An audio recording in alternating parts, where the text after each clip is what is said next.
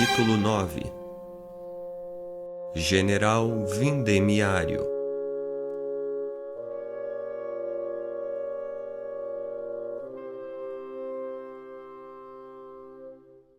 O que realmente aconteceu em 5 de outubro de 1795 permanece um mistério. Os eventos daquele dia, 13 Vindemiário, pelo calendário revolucionário, foram ricos em consequências, nem tanto para os caminhos da Revolução, quanto para o futuro de um homem, o General Bonaparte. E, no entanto, é o papel dele nesses eventos que é mais elusivo. Enquanto estava absorvido em sentimentos contraditórios por Désiré, suas especulações financeiras, sua carreira militar e seus sonhos com as riquezas do Oriente, uma nova crise política fermentava. Os homens que haviam assumido o poder depois da queda de Robespierre não tinham conseguido montar um governo forte, nem foram capazes de gerar estabilidade ou de oferecer princípios que unissem a nação. Eles refletiam todos os vícios e incertezas de uma sociedade que tinha perdido o rumo.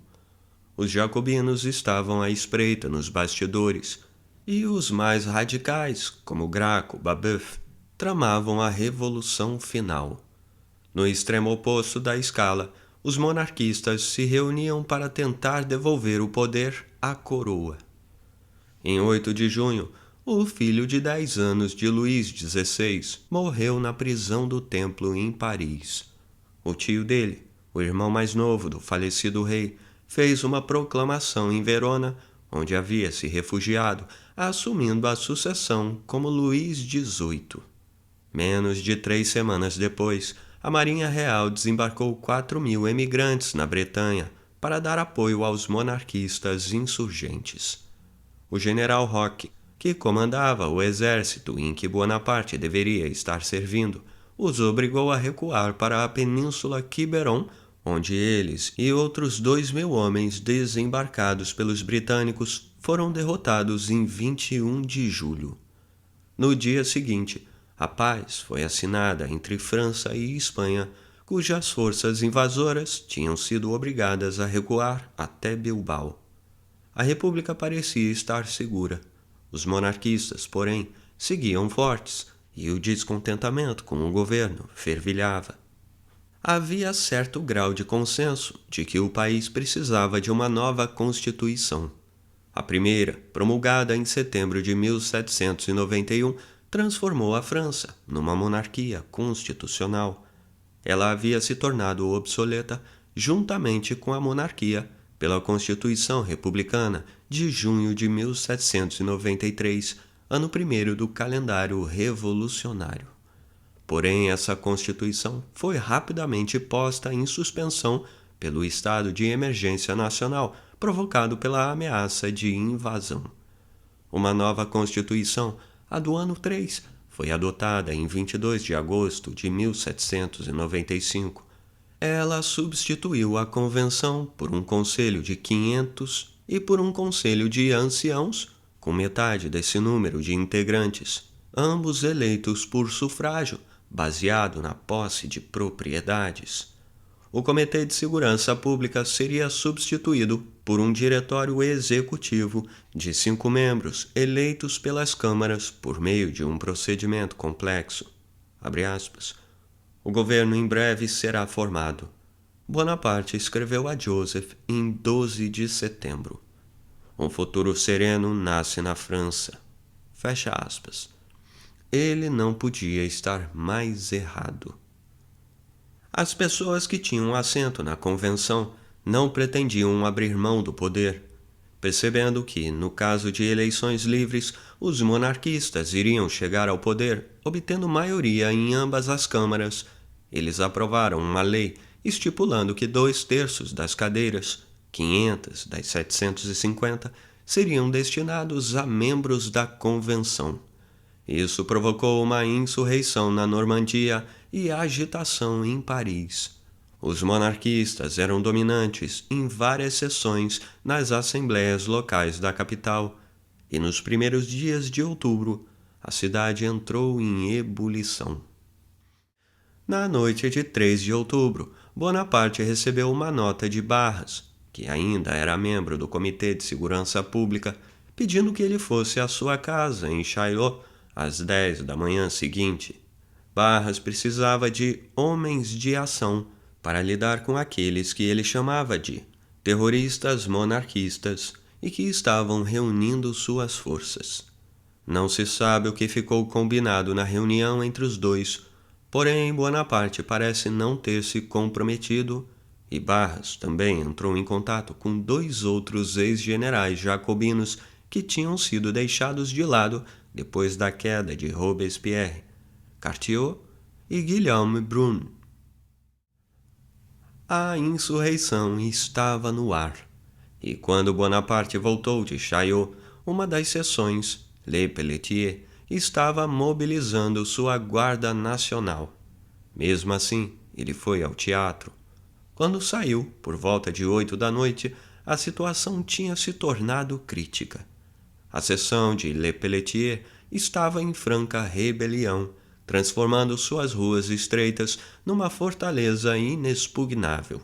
O general Jacques Menot e representantes da convenção tinham saído com tropas para confrontar os rebeldes, porém, vendo a impossibilidade de retirá-los dali sem um alto número de mortes e percebendo que em pouco tempo estariam cercados, negociaram uma trégua e bateram em retirada. A seção de Le Pelletier declarou ser a autoridade legítima e incitou outras seções a fazerem o mesmo. Menot, ex-oficial do Exército Real, foi acusado de traição e preso, e teve início uma busca para alguém que pudesse substituí-lo. Escrevendo mais de 20 anos depois, Bonaparte afirma ter ido à convenção e encontrado os deputados em estado de pânico. Os nomes de vários generais foram apresentados, incluindo o dele. Escondido entre os espectadores, ele conseguiu escapar para pensar na sua situação. Ele afirma que precisou de meia hora para decidir se aceitava o desafio. Não gostava das autoridades da época, porém, caso os monarquistas ficassem em vantagem e trouxessem os Bourbon de volta, tudo o que ele tinha conquistado desde 1789 e seu próprio futuro estaria em risco. Ele diz ter oferecido seus serviços ao Comitê de Segurança Pública com a condição de ter autoridade absoluta, sem ter que aceitar instruções de seus representantes, como era o costume. Barras conta uma história diferente. Abre aspas. Não há nada mais simples do que substituir Menot, diz ter afirmado ao comitê. Eu tenho o homem de que vocês precisam, um pequeno oficial corso que não vai ser tão suscetível. Fecha aspas. Na versão de Bonaparte, Barras assumiu o comando nominal das forças da Convenção, que dispensou a exigência de representantes do governo, e ele, como segundo no comando, assumiu o controle de fato das operações. Seja como for, nenhum dos dois dormiu naquela noite. Em algum momento, depois da 1 da manhã de 5 de outubro, Bonaparte mandou que um jovem chefe de esquadrão do 21º de Caçadores Montados, Joaquim Murat, cavalgasse até a planície de Sablon e protegesse 40 canhões que estavam ali armazenados antes que os rebeldes pudessem assumir seu controle. À primeira luz da manhã, enquanto o rufar dos tambores, convocando os guardas nacionais das várias seções, ressoava pela cidade, Bonaparte estava posicionando as armas em lugares estratégicos em torno da sede do governo nas Tuileries, como o Pont Neuf, a leste, e a Rue Saint-Honoré, ao norte, e o que hoje é conhecido como Place de la Concorde, a oeste. As tropas do governo, com pouco mais de 5.000 homens, com o apoio de 1.500 patriotas, prontos para defender a República contra os monarquistas, e várias centenas de deputados armados com mosquetes, enfrentavam um número provavelmente 4 vezes superior de guardas nacionais que convergiam de todos os lados. Seguiu-se um longo impasse. Uma chuva pesada esfriou os ânimos dos insurgentes e só lá pelas 4 da tarde os primeiros tiros foram disparados. As baterias foram dispostas de tal maneira que os insurgentes não conseguiam se posicionar e nem fazer com que seus números superiores se movessem, e seus tiros impediam qualquer tentativa de arremetida. Tudo acabou em 2 horas, e embora ainda se ouvissem tiros em vários pontos da cidade durante a noite, todas as forças rebeldes remanescentes foram eliminadas no dia seguinte. Os relatos de vítimas variam de 400 a mais de 1000. A versão de Bonaparte, que se tornou a história oficial e depois lenda como aroma de metralha, que demonstrava seu implacável sentido de propósito, o põe no comando, dirigindo tudo generosamente e esperando que os insurgentes atirem primeiro, usando apenas munição de canhão suficiente para mostrar que estava falando sério, e depois atirando com balas de festim. É difícil saber se isso é verdade. Abre aspas. O inimigo veio nos atacar nas tulherias. Ele escreveu para Joseph. Matamos vários deles. Eles mataram 30 de nossos homens e feriram 60. Desarmamos as seções e tudo está calmo. Fecha aspas. Mais tarde ele afirmaria que as baixas não ultrapassaram 200 mortos e feridos em cada lado. Muito depois de ter sido deixado de lado pelo pequeno oficial corso, um amargurado Barras descreve os eventos de modo diferente. Foi ele quem planejou tudo, foi ele quem ordenou que os canhões fossem trazidos de Sablon, foi ele quem instruiu Brune a atirar por sobre as cabeças dos rebeldes que se aproximavam. Abre aspas. No 13 Vendemiário, o único papel que Bonaparte desempenhou foi de meu ajudante de campo. Fecha aspas. Resumiu. Em seu relatório oficial entregue à Convenção de 10 de outubro, ele elogiava Brune e outros e não mencionava Bonaparte. Quando Barras acabou, Freron, ainda esperando se casar com Paulette, se ergueu para falar e lembrou da contribuição de Bonaparte, que Barras admitiu, relutante. Seu relatório não é o único a omitir Bonaparte. Embora um relato de fato registre que o cavalo que ele montava foi morto, o texto afirma que foi o general Verdier quem posicionou os canhões. No entanto, deve ter havido algo notável na conduta de Bonaparte naquele dia. Os eventos demonstraram que, com tropas bem lideradas, um governo tinha como pôr um fim ao domínio da turba que atormentara a Revolução. Preços altos e escassez de alimentos significavam que Paris continuava vulnerável a motins, e nos dias seguintes, Barras aumentou a presença militar na cidade. Ele recomendou Bonaparte para o posto de seu segundo em comando, e como estava prestes a assumir como membro do diretório executivo, teria de abrir mão do comando, o que significava que seu número 2 ficaria responsável pela mais poderosa força do país. Parece improvável que ele colocasse nessa função alguém que não fosse o mais capacitado. Não se falou novamente em Constantinopla, e Bonaparte agora era chamado de General Vendemiário, o que sugere que seu papel foi decisivo. Em 16 de outubro, Bonaparte foi promovido a general de divisão e 10 dias depois, confirmado como comandante do Exército do Interior. Ele fora um eficiente governador militar de Paris desde 6 de outubro e tinha imediatamente começado a pacificar a cidade, reformando a Guarda Nacional e confiscando armas privadas, demitindo oficiais com inclinações monarquistas e fechando o Clube Jacobino e assumindo o comando da polícia da capital. Sem se deixar confinar no quartel-general da Place Vendôme, ele cavalgava pela cidade, escoltado por um séquito de oficiais e por um número crescente de ajudantes, que incluía seu irmão Louis, para quem ele obteve a patente de tenente, Junot, Marmont e Murat, cujo ímpeto nas primeiras horas de 5 de outubro o impressionou. Abre aspas. Ele jamais ia a lugar algum sem seus oficiais de bigode e seus longos sabres, recordaria a Barras. Ele montava seu palafrém alto, usando um chapéu imenso com suas plumas tricolores e bordas viradas para cima, as botas abaixadas e um sabre pendente que era maior do que ele. Fecha aspas. Junot e Murat foram promovidos por Bonaparte e usavam com orgulho os símbolos de uma patente que não tinham oficialmente. Murat também enfeitava um uniforme com vários acessórios extravagantes. O próprio Bonaparte tinha assumido ares mais importantes. Deixara para trás o andar esquisito. Abre aspas.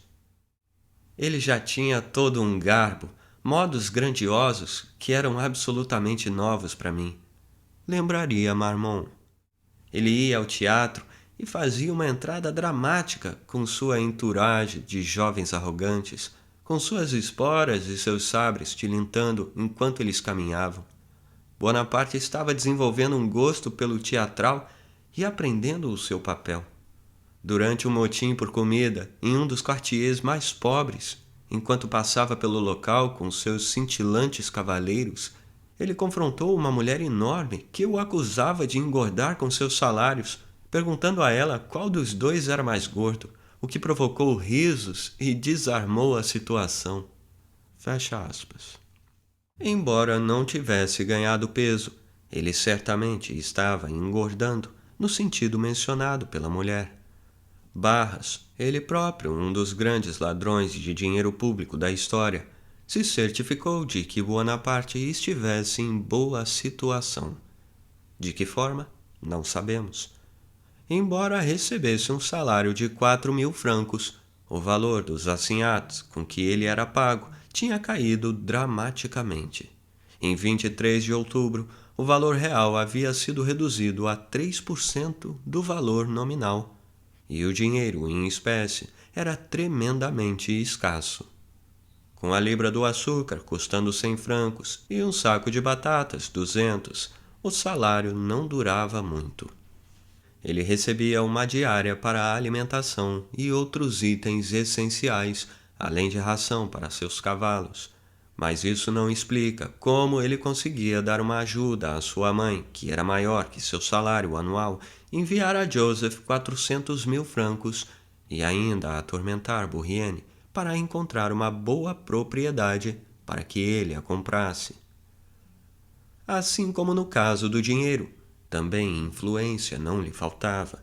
Ele agora escrevia para Letícia para dizer que Paulette não precisava mais se casar com Fréron, que tinha perdido sua importância política.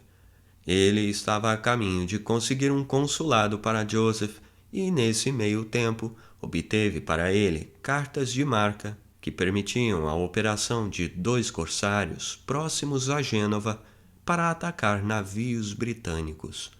Para Lucian, arranjou um trabalho como comissário no Exército do Norte e para Fesch, um emprego de secretário, ainda ficando pendente um emprego melhor como supervisor dos hospitais de Paris.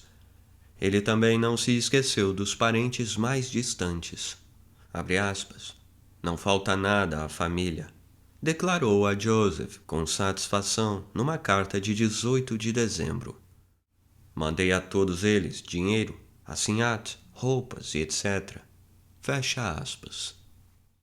Barras relata que estava providenciando para que Bonaparte se casasse com Mademoiselle de Montpensier, uma mulher mais velha, dona de vários teatros em Paris, uma fonte garantida de receita na época. Os pensamentos que ele dedicava a Désirée não iam ser um impedimento. Em uma carta para sua cunhada, Marie-Julie Clary, Bonaparte menciona todos os membros da família, exceto ela. Em outra, de 9 de dezembro, pede a Joseph que lhe transmita suas saudações, mas pela primeira vez se refere a ela como Désirée e não Eugênie. Pergunta sobre ela em uma carta escrita 10 dias depois, mas sem a impaciência que acompanhava os pedidos anteriores. Entretanto, Bonaparte não se casou com Mademoiselle de Montansier. Pouco depois de ter determinado que todas as armas particulares fossem confiscadas, um garoto de 14 anos foi ao seu quartel-general implorando que o deixassem ficar com a espada que havia pertencido ao pai, um general guilhotinado durante o terror. Comovido com o pedido do menino, Bonaparte concordou. No dia seguinte, segundo se conta, a mãe agradecida foi visitá-lo, ou ele pode ter feito uma visita a ela, levando o documento que permitia à família ficar com a espada. Ou, como Bonaparte quer que acreditemos, ele enviou um de seus ajudantes, que relatou ser a mulher uma bela viúva. Ou então a história como um todo pode ser uma fábula em torno de algum incidente relacionado à espada. É improvável que Bonaparte jamais tivesse encontrado a viúva em questão, já que ela era amiga íntima das senhoras cujos salões ele vinha frequentando havia meses e, sendo amante de Barras, estava quase sempre ao lado dele. Uma coisa é certa: o general Bonaparte se apaixonou loucamente, quase obsessivamente, por ela. Marie-Joseph Rose de Beauharnais nasceu na família Thatcher, marcada pela ascensão financeira e por escândalos, que era a dona da La Pagerie, um latifúndio na ilha de Martinica, colônia francesa. Ela foi levada à França e casou muito nova com um nobre medíocre, Alexandre de Beauharnais, que desfilava seu falso título de visconde pela cidade. Era um homem ciumento e violento, além de infiel, e repudiou a mulher depois de ter 2 filhos com ela. Durante a Revolução, presidiu um breve período a Assembleia Nacional e depois foi colocado no comando do exército do Reno. Soldado inepto, permitiu que a fortaleza de Maine caísse nas mãos do inimigo em 1793 por pura incompetência, mas foi acusado de traição e executado no ano seguinte. Sua esposa, conhecida na infância como Yeyette e mais tarde como Josefina, ficou encarcerada na mesma prisão, Le Carme, onde, enquanto ele tinha um caso com a viúva de um general executado, ela fazia o mesmo com o general Lazare Roch, outro prisioneiro. As prisões eram locais de intensa atividade sexual durante o terror, e Le Carme, cujas paredes ainda estavam manchadas do sangue dos 115 padres massacrados ali em setembro de 1792, não era a exceção. O instinto usual, diante da presença da morte iminente, nesse caso, era reforçado pela esperança de engravidar, o que pouparia a mulher da guilhotina.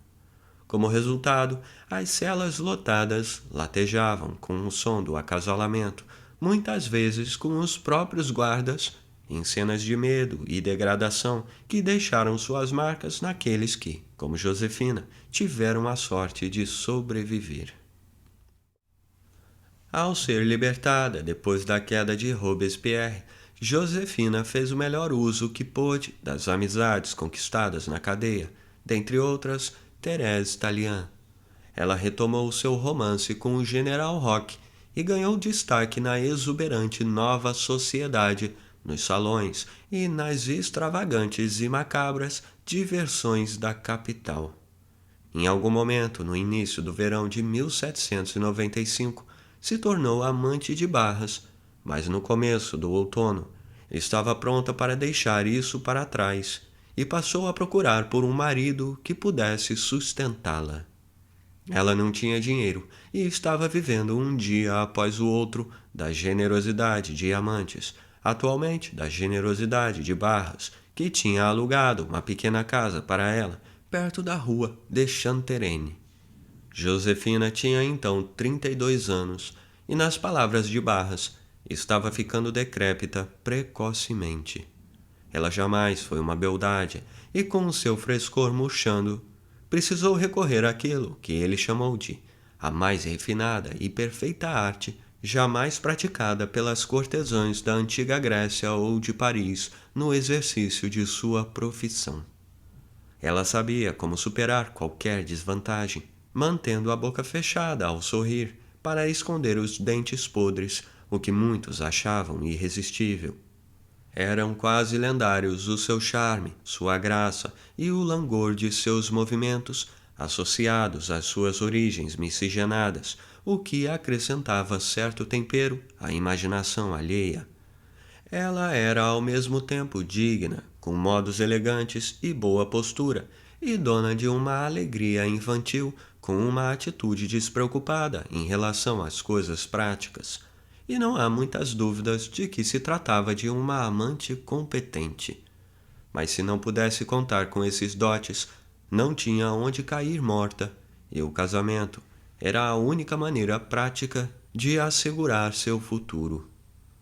Segundo Barras, ela tinha se decidido por Rock, mas ele era casado e supostamente teria comentado que era possível ter uma puta como amante por um tempo, mas não como esposa legítima.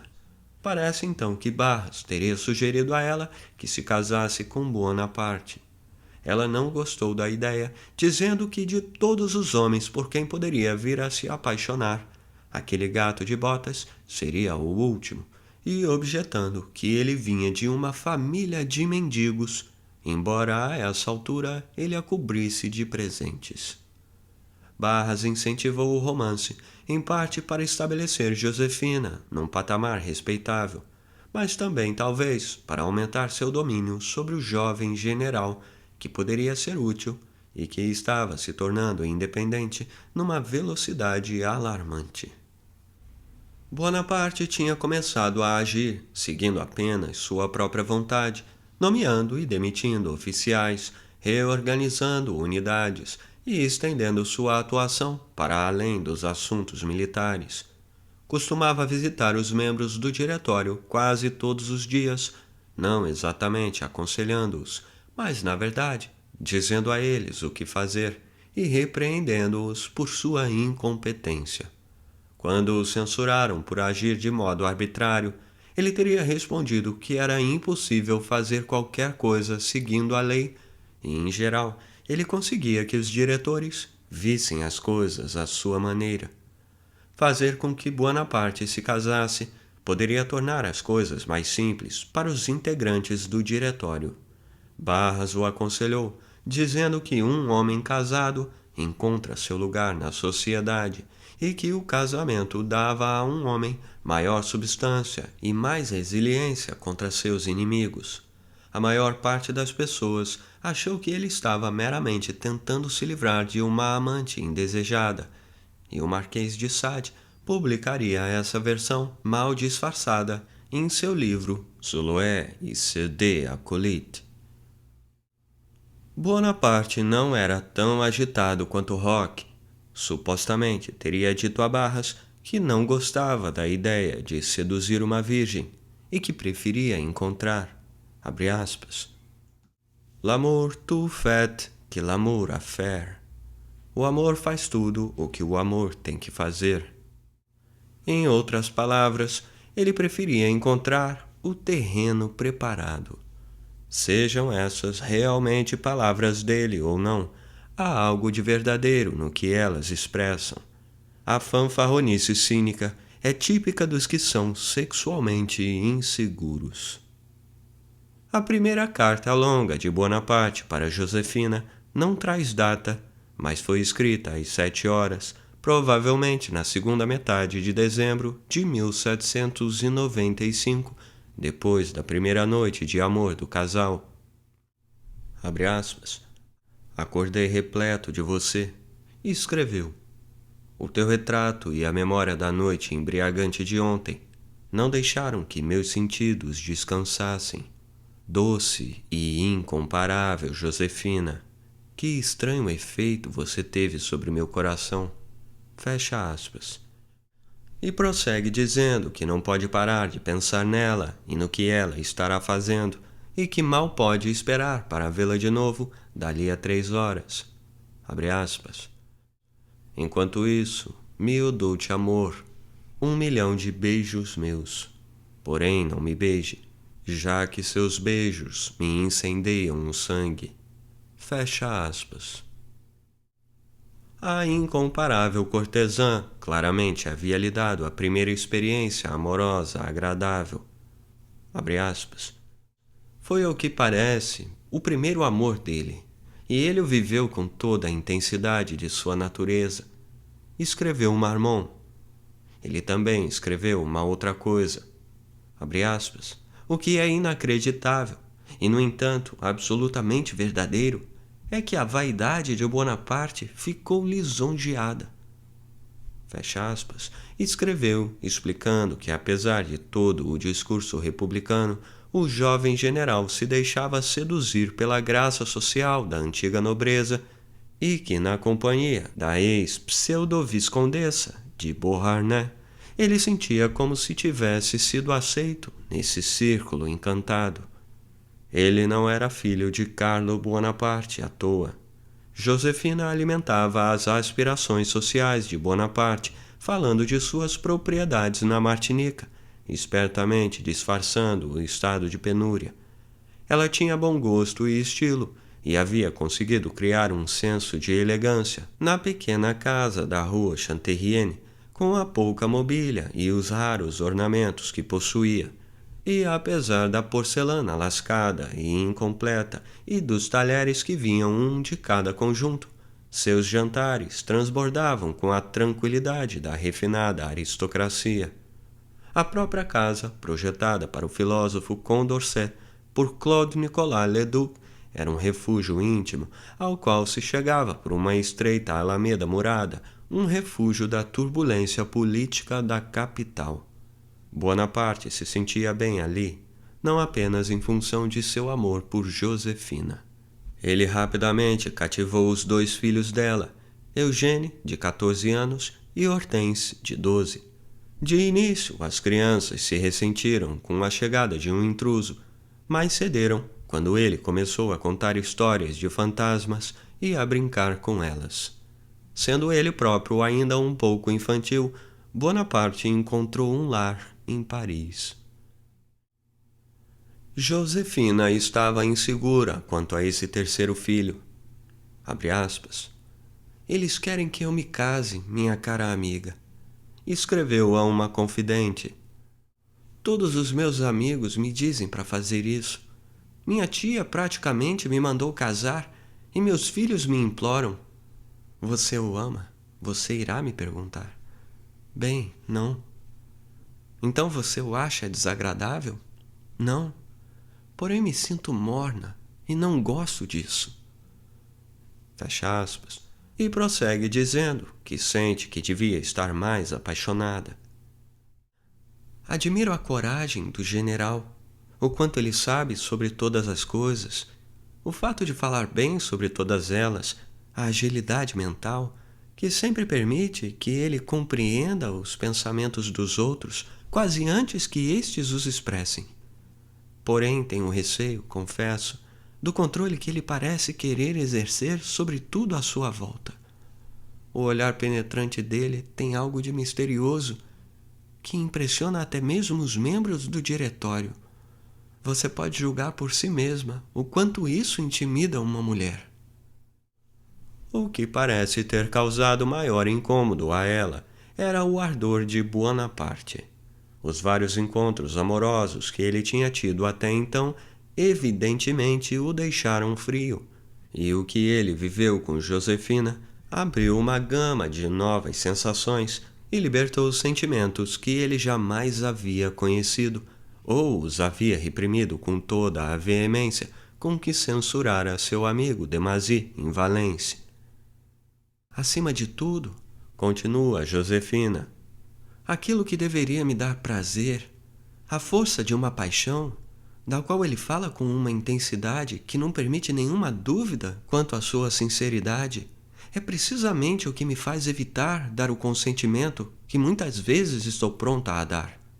Tendo passado de minha primeira juventude, poderei ter esperanças de preservar esse amor violento que, no caso do general, Lembra um acesso de loucura? Ela também achava ligeiramente ridículo ser o objeto de adoração de um homem mais novo. Costumava ficar espantada com a absurda autoconfiança dele, embora admitisse que em alguns momentos ela o achasse capaz de qualquer coisa. Seus amigos a incentivavam e Barras garantia que em breve mandaria o jovem general para a guerra para esfriar seu ardor. A essa altura, a coalizão contra a França não ia nada bem. Toscana, Prússia, Holanda e Espanha haviam deixado o grupo e assinado tratados de paz. Apenas Áustria, Grã-Bretanha e Sardenha seguiam ativas na guerra. Em 31 de dezembro, um armistício foi assinado com a Áustria, mas esperava-se que as hostilidades fossem retomadas na primavera, e Bonaparte tinha ideias muito claras sobre como isso deveria acontecer. Embora estivesse então no comando de Paris e do interior, ele não conseguia deixar de se meter na estratégia geral para aborrecimento da maior parte do diretório. O plano de Bonaparte de um ataque em pinça a Viena, a ser realizado na Alemanha pelo exército do Reno sob o comando do general Jean-Victor Moreau e no Tirol pelo exército da Itália, tinha sido enviado para comandantes relevantes em setembro de 1795. O plano foi ridicularizado pelo general Kellerman, que havia sucedido do Merbion no exército da Itália, mas foi implementado pelo general Scherer, que o substituiu no comando. Ele realizou a primeira fase com sucesso, porém depois, em vez de realizar o movimento previsto, parou de avançar, alegando que não tinha forças suficientes e que o moral da tropa estava baixo. Em janeiro de 1796, Bonaparte produziu uma versão modificada do plano, porém, também esta foi recebida com críticas e um dos comissários que trabalhava como adido do exército da Itália protestou contra as ordens enviadas por, abre aspas, traficantes de projetos, roídos pela ambição e pela ganância de chegar a postos acima de suas capacidades, loucos, fecha aspas, em Paris, que não sabiam nada sobre a realidade da situação real e que, no entanto, achavam que poderiam, abre aspas, agarrar a lua com seus dentes, fecha aspas. Scherer apresentou sua carta de demissão. O diretório enviou Salicete a Nice para investigar. Ele relatou que o exército da Itália não apenas tinha problemas gerais de escassez, como sofria com o moral baixo da tropa, devido à má liderança de Scherer. Por sugestão de Barras, o chefe do diretório, Carnot, nomeou Bonaparte para seu sucessor. Carnot via o teatro de operações na Itália como secundário e imaginou que esse pequeno capitão, como ele se referia a Bonaparte, estaria à altura de uma tarefa não tão difícil. Entretanto, a nomeação causou dúvidas, já que Bonaparte jamais tinha comandado uma unidade, muito menos um exército inteiro, e jamais participara de uma verdadeira batalha. Havia vários generais experientes que poderiam ser escolhidos e que, como observaram alguns, não eram corsos traiçoeiros. Bonaparte partiu para sua nova missão com seu senso de propósito característico. Comprou todos os mapas e livros que encontrou e se fechou por uma semana em seu escritório lendo, deitado de barriga para baixo sobre mapas espalhados no chão e traçando possíveis rotas e linhas de avanço. Na tarde de 8 de março, encontrou Josefina no escritório do tabelião dela, Raguidot, para redigir o contrato do casamento e assinar uma séparation de biens, um acordo pré-nupcial, depois do que saíram e passaram a noite separados. Barras diz que Josefina passou a noite com ele. Bonaparte quase certamente virou a noite trabalhando e só saiu de seu escritório na noite de 9 de março, quando se lembrou, com 2 horas de atraso, que tinha um compromisso importante. Às 22 horas, cruzou uma Paris coberta por uma grossa camada de neve, acompanhado por seu assistente, Jean Lemarrois, e foi até a sede da 10e Municipalité de Paris, uma casa que pertencera a um marquês que deixara o país na rua d'Antin.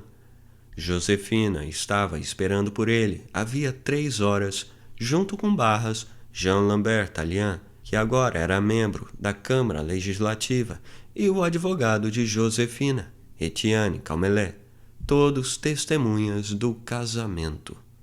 O homem que iria casá-los, o officier de l'état civil, Carles Leclerc, tinha cansado de esperar e foi dormir, deixando um funcionário de menor estatura em seu lugar. O casamento não teve validade. O funcionário não tinha autoridade para casar ninguém. Lemarrois, testemunha de Bonaparte, não tinha a idade mínima exigida, de 21 anos, e os documentos fornecidos tanto pelo noivo quanto pela noiva eram espúrios, alegando a impossibilidade de obter uma certidão de nascimento devido ao bloqueio imposto pelos britânicos à Martinica. Josefina apresentou um documento produzido pelo tabelião atestando que nascera na ilha em 1767, 4 anos depois da data real de seu nascimento. Enquanto Bonaparte, usando o mesmo argumento, apresentou um documento semelhante, dizendo que havia nascido em 5 de fevereiro de 1768, o dia em que a Córcega se tornou francesa. Depois da cerimônia, que não teve nem sequer um coquetel, os participantes foram cada um para sua casa, sozinhos, à exceção dos recém-casados. Porém, a noite de núpcias não foi um sucesso, já que o cachorro pug de Josefina, Fortune, não deixou que Bonaparte se deitasse na cama dela e mordeu a panturrilha do general quando ele tentou. No dia seguinte, ele acompanhou Josefina até a escola de Madame Campan, em Saint-Germain-en-Laye, para visitar Hortense. Naquela noite, ele pode ter tido acesso à esposa, mas na seguinte já estava a caminho do sul, viajando em companhia de Junot e do comissário Félix Chauvet. Sabiamente, ele havia optado por ter seus próprios homens cuidando da parte de suprimentos e confiava em Chauvet, que era um velho amigo da família em Marsella e que tinha servido com ele em Toulon. Depois de muito implorar, também convenceu Jean-Pierre Collot, um sujeito eficiente para garantir os suprimentos, a ir com ele. Passaram por Marsella, onde Bonaparte tinha um assunto sério a tratar. Ele não tinha pedido permissão à mãe para se casar, uma mostra de desrespeito e um pecado contra a tradição da família, e não havia informado a nenhum dos irmãos sobre o evento, com bons motivos. Ele sabia que Josefina não correspondia à ideia que eles tinham de uma esposa desejável ou de um acréscimo útil à família.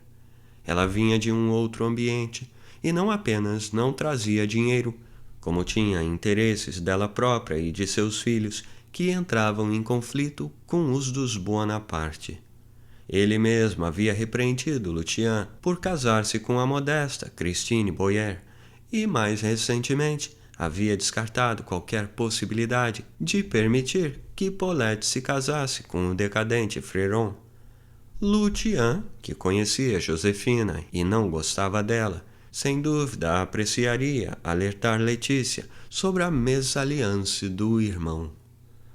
Ao chegar a Marsella, Bonaparte informou Letícia sobre o casamento e entregou uma carta adequadamente cheia de deferência, escrita por Josefina. Ela precisou de algum convencimento e consultou Joseph antes de responder, contrariada, com uma carta cujo texto Bonaparte havia preparado com antecedência. Bonaparte não foi ver Désiré, que voltara a Marsella, porém ela ouviu falar que ele estava na cidade e escreveu uma carta melodramática em que dizia estar com o coração partido. Abre aspas. Você me tornou infeliz para o resto da vida, e, no entanto, eu tenho a bondade de perdoar. Minha vida é uma horrível tortura, já que não posso mais dedicá-la a você. Você casado? Não consigo me acostumar à ideia. Isso está me matando. Não vou sobreviver a isso. Fecha aspas. Ela terminava, garantindo que jamais se casaria. A carta poderia comover o Clisson de alguns meses antes, porém Bonaparte então só pensava em Josefina. Abre aspas. Cada instante me leva para mais longe de você, meu amor adorável, e a cada instante encontro cada vez menos forças para suportar estar longe de você. Escreveu enquanto rumava rapidamente para o sul 2 dias depois de deixá-la em Paris. Você é o tema constante de meus pensamentos. Fecha aspas. Garantiu a ela, desejando poder estar ao seu lado, lendo, entre aspas, nosso maravilhoso oceano, juntos. É o primeiro documento longo em que ele assina Bonaparte.